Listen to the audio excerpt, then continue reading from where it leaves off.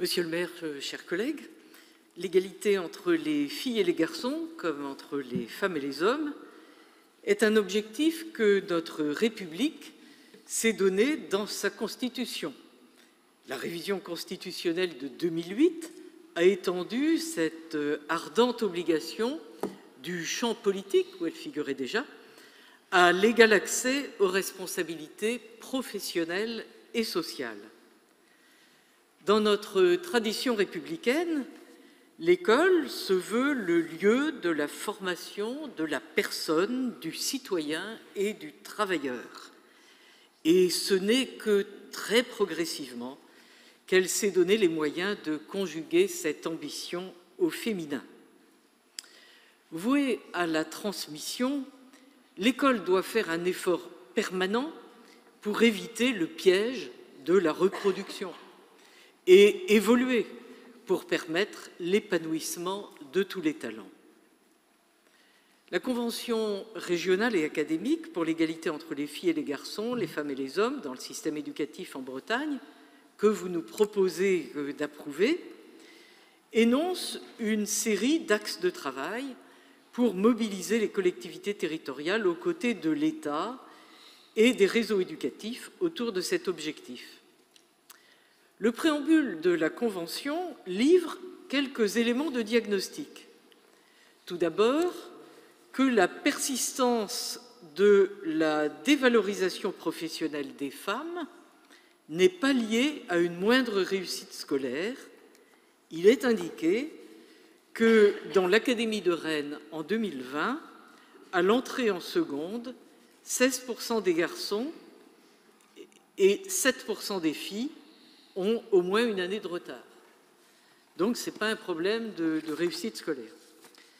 Mais en regardant les données publiées par le ministère de l'Éducation, alors au niveau national, on voit que les filles et les garçons, s'ils ont un niveau identique en mathématiques à l'entrée en sixième, c'est sûrement dû à un effort de l'école, puisque à l'entrée en CE1, les garçons avaient une meilleure maîtrise des domaines évalués en mathématiques.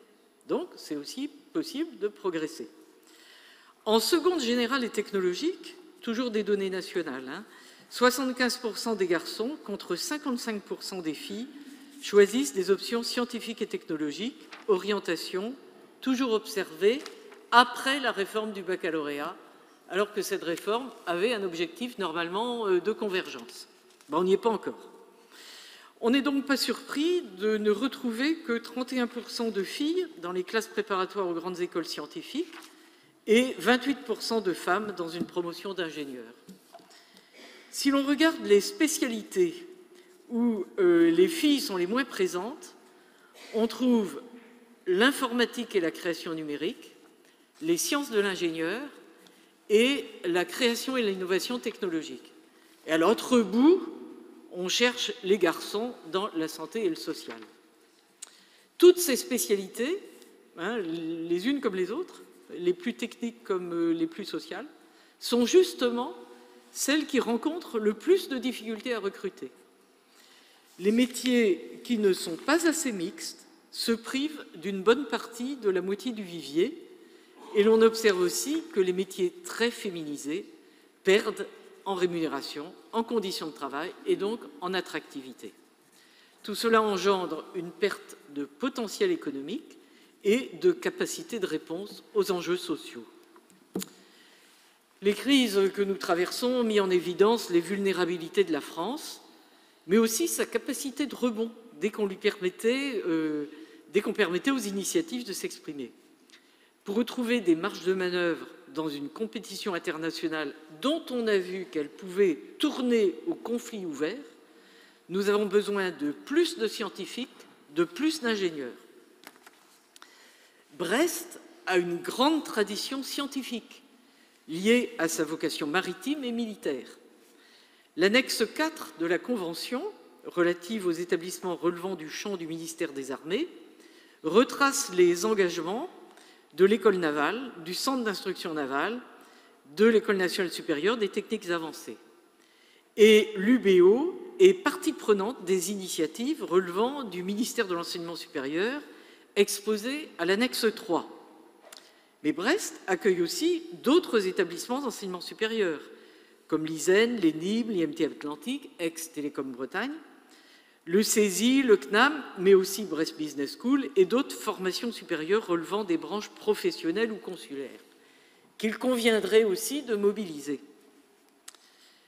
Nous proposons de nous donner un objectif collectif, que Brest contribue à relever le défi d'une excellence scientifique de la France, aujourd'hui contestée. On n'oublie pas qu'il y a quelques années, la France faisait collection de médailles Fields. Et il faudrait pour cela que nous formions autant de filles que de garçons aux métiers scientifiques et techniques dans l'ensemble de nos établissements publics et privés. Alors des outils existent, certains de longue date, le prix de la vocation scientifique et technique des filles, plus récemment les objectifs ministériels pour le lycée du XXIe siècle. Et dans notre région, le dispositif Brio, qui est cité d'ailleurs dans la Convention, qui vise alors une meilleure orientation en proposant de créer des liens entre les lycées et les établissements d'enseignement supérieur et de recherche. Faire de Brest un site pilote pour l'accès des filles aux métiers scientifiques et techniques, voilà un beau défi à relever pour concrétiser que cette convention académique pour l'égalité des filles et des garçons. Ma collègue Véronique Bourbigo, qui aurait dû s'exprimer sur ce sujet, vous en aurait dit sûrement beaucoup plus, mais je peux conclure simplement en vous disant que nous approuvons cette convention. Voilà. Très bien, merci.